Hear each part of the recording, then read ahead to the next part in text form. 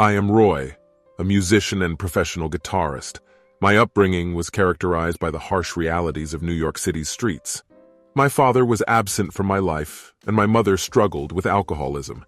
Regrettably, my childhood memories are few, consisting primarily of recollections of my abusive father, who subjected my mother to violence, leaving us to fend for ourselves when I was a mere 12 years old.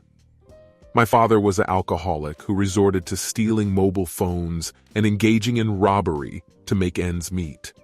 Our financial situation was dire, and we struggled to manage our expenses. This was a far cry from our previous circumstances. My father had once been a bartender who worked tirelessly day and night to provide for his wife and only child. My mother, on the other hand, worked as a cleaner in a supermarket. Despite our financial challenges, I was fortunate enough to attend a charitable school and pursue my passion for music by playing the guitar. Since childhood, I had aspired to become a renowned musician and composer. Additionally, I excelled in my academic pursuits. My father's altercation with a drunken customer at the bar one night marked a turning point in my life. The customer verbally abused my father, who retaliated by striking him on the head with a wine bottle in a fit of rage. The customer suffered severe head injuries, and my father was violently thrown out of the bar. The police intervened, leading to my father's imprisonment for the next 4 years. Memories of visiting my father in prison still linger in my mind. His incarceration had dire consequences for my family. My mother had to work overtime to make ends meet, but it was still not enough to cover my school expenses. As a result, I was expelled from school for failing to pay my fees for an extended period. This burden caused my mother to suffer from mental anguish and turn to alcohol abuse. At the age of 15, I had to leave school and work at a supermarket to support myself. At night, I would play the guitar on the streets to earn extra money. Other boys who played various instruments joined forces to create a band that performed on the streets. Little did I know that the guitar, which I cherished, would one day be the only means for me to survive. As the eldest child, I had to take care of my mother, and when my father was released from prison, he was already mentally scarred and unable to function properly. Consequently, he resorted to a life of crime, robbing people to make a living. This situation caused me great concern for my parents' well-being. I had no inkling of what my future held for me. Every night I would sing, dance, and play the guitar to make ends meet. Passers-by would stop and listen to us for a moment, and only a few would bother to applaud before leaving without offering any monetary support. My years of struggle were the most challenging of my life, and it became a routine for me to return home from the streets to witness my father beating my mother. My parents were living in such abject misery that I felt powerless to help any of us. There were nights when I would lay awake, yearning for the fairy tales we read in school to be true, hoping that a magical wand would make our lives easier. However, the harsh reality of our situation was far from the comforting stories we read. There were days when I, too, succumbed to depression and alcohol. Despite my hardships, I persevered and continued to sing and perform at night to make a living. My fellow performers were either children with tragic stories similar to mine, or homeless and destitute boys who had no other choice but to sing to fill their stomachs. As a street musician, I often performed in front of bars, where the owners would sometimes allow me to play and other times force me to leave. One night, while performing in front of a Manhattan bar, a security guard approached me as I was about to leave for home. I was informed by him that the proprietor of the bar wished to have a meeting with me. Without hesitation, I accompanied him inside. The owner, a corpulent man, was seated in his chair, indulging in wine and cigars. He expressed his admiration for my songs and guitar skills, which he had been listening to for the past few weeks. He proposed an enticing offer to perform at his establishment, and I readily accepted the generous compensation he offered. The following evening, I was scheduled to perform at the upscale bar. As soon as I began to sing, the audience was captivated by my voice and guitar expertise. They cheered me on and showered me with compliments for my exceptional singing abilities. The manager and owner were thrilled with my performance, and as a result, they generously increased my salary. People would flock to the bar and stay until the early hours of the morning, listening to my songs. I took great pleasure in performing in front of live audiences and was grateful for their financial contributions, which allowed me to support my family comfortably. One fateful day, a retired music composer visited the bar and engaged in conversation with the owner while enjoying a drink. Throughout the night, he observed me intently and smiled approvingly. As I was preparing to leave for the night, he beckoned me over and inquired about my interest in releasing a song. My heart leapt with excitement, and I eagerly agreed to his proposal. He handed me his business card and instructed me to meet with his secretary. The following day, I met with the secretary and began recording my debut solo album in the studio. The long-awaited day arrived, and the recording for my song was finally complete. Upon its release, it quickly gained popularity, leading to an influx of fame and fortune. Soon after, composers from all around the city and country began reaching out to me, requesting that I record for them, and I happily obliged. As I continued to produce hit songs, my career skyrocketed, and I became incredibly wealthy. Within a few short years, I was able to purchase a lovely home, luxurious cars, and embark on worldwide tours with my team. I arranged numerous concerts and reaped immense profits from them. With the wealth I accumulated, I was able to fund my mother's treatment, which led to her full recovery in just a few months. We were overjoyed with our newfound happiness, especially since my parents had already divorced, and we were living a content life. Every blessing in life seemed to have fallen upon us. In February, I was scheduled to perform at a stadium in England and had arrived 2 days prior to the event. Following my concert, I retired to my hotel room and slept until evening. After dinner, I ventured out to the balcony for a stroll and decided to explore the nightlife and clubs in England. I altered my appearance and disguised myself before sneaking out of my hotel room to wander the streets of London. As I roamed the streets, I stumbled upon a lovely bar and decided to enter. I took a seat in a corner and ordered a drink. As I savored my drink, my attention was drawn to a stunning young woman dancing with her friends. They were all having a good time, enjoying their drinks. I couldn't take my eyes off her, and to my surprise, she noticed me too. Dressed in my finest attire, I sat alone in the corner when she approached me, offering to buy me another drink. I accepted her offer, and we began chatting. She sat next to me, and we engaged in conversation. The lovely woman I had met was a bank manager, taking a break from her job to enjoy a night out with her friends. Her name was Catherine, and she was looking to have a good time before the upcoming Sunday. Curious about the famous singer performing that night, I asked for her opinion, essentially inquiring about myself. To my delight, I discovered that she was a big fan of my music. I invited her for a walk outside the bar, and we stepped out together. It was then that I revealed my true identity to her. Upon learning my true identity, Catherine was taken aback, almost unable to contain her amazement. I extended an invitation for lunch the following day, which she happily accepted. True to her word, she arrived promptly, and we sat down for a delightful meal in the hotel. We chatted for hours, and before we knew it, it was time for her to depart.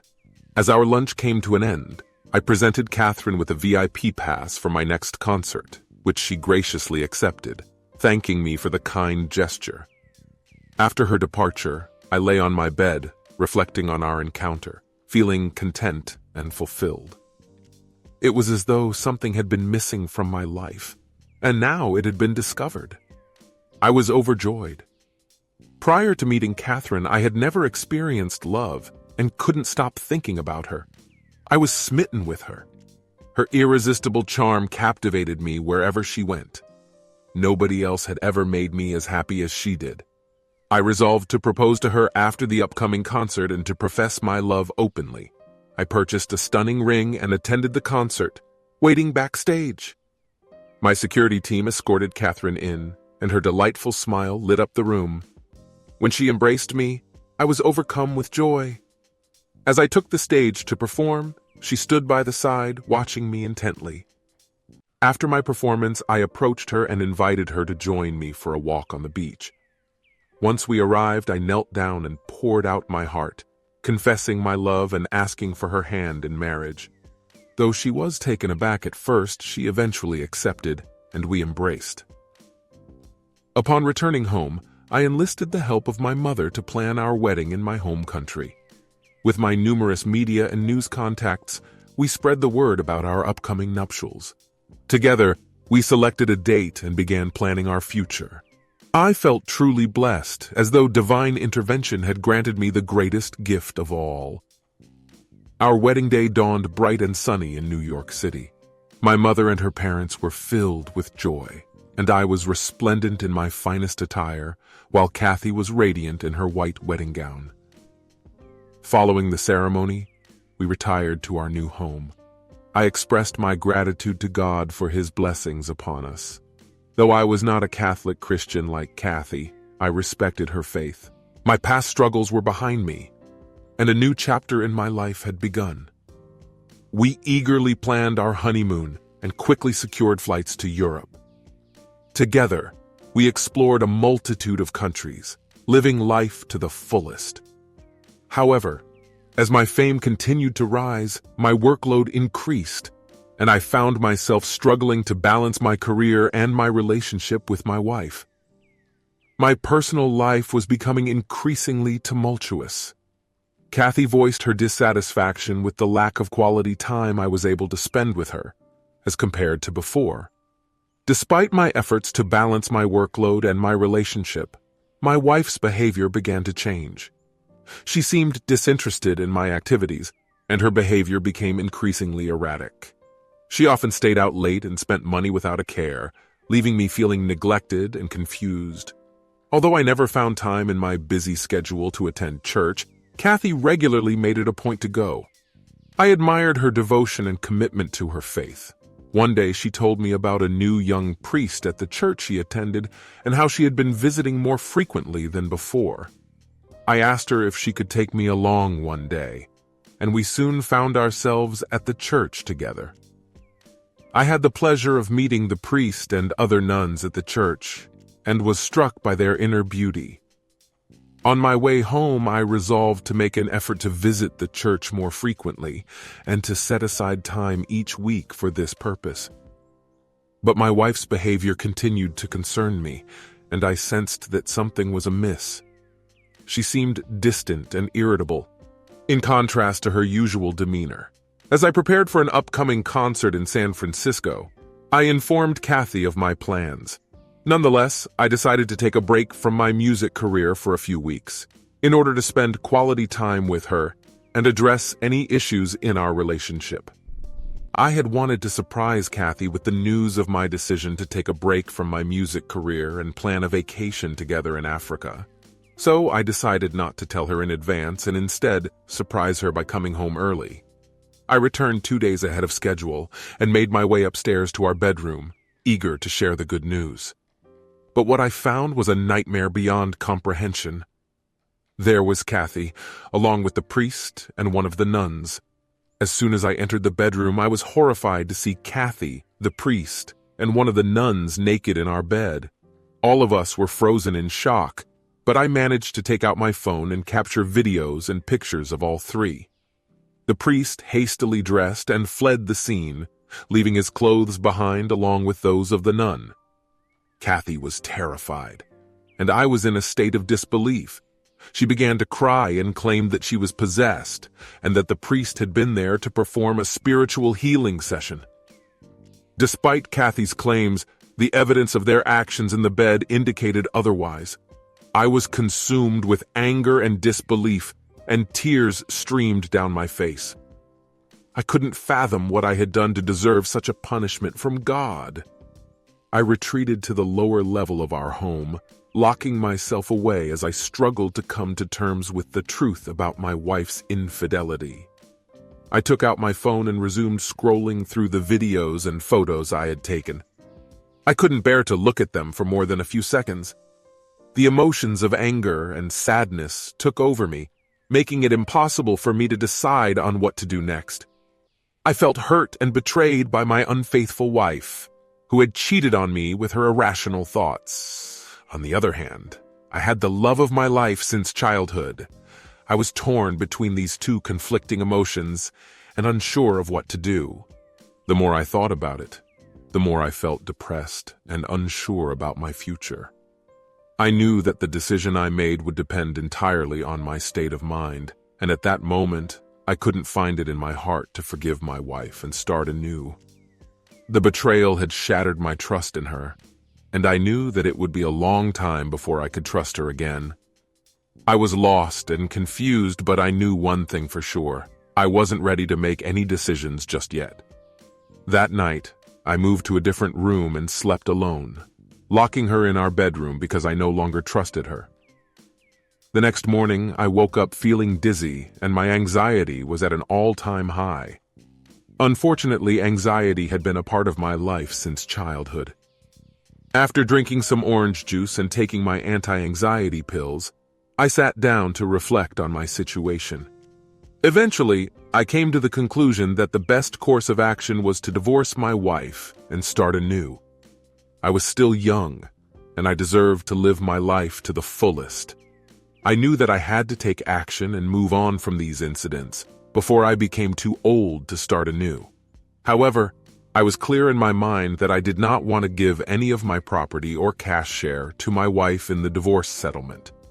I immediately contacted my family lawyer and informed him of the situation. I requested that he prepare the divorce papers and include a clause stating that my wife would not be entitled to any share of my property or cash. The next day, my lawyer presented me with the completed papers. I took the divorce papers to my wife and asked her to sign them, acknowledging that she would not receive any share of my cash or property. I forced her to sign them, and once she did, I felt a sense of relief. With the divorce finalized, I contacted the manager of my team and sent them all the videos and pictures of that day. I instructed them to release the pictures and videos to the media channels as I had previously told them. All the while, I had already divorced my wife. By divorcing my wife and sharing the incriminating videos and pictures of the priest and nun, I felt that I had taken revenge on those who had wronged me. I was satisfied that they had gotten what they deserved, and I was glad to have rid myself of a wife like Kathy. After that incident, I moved on with my life, ready to start anew.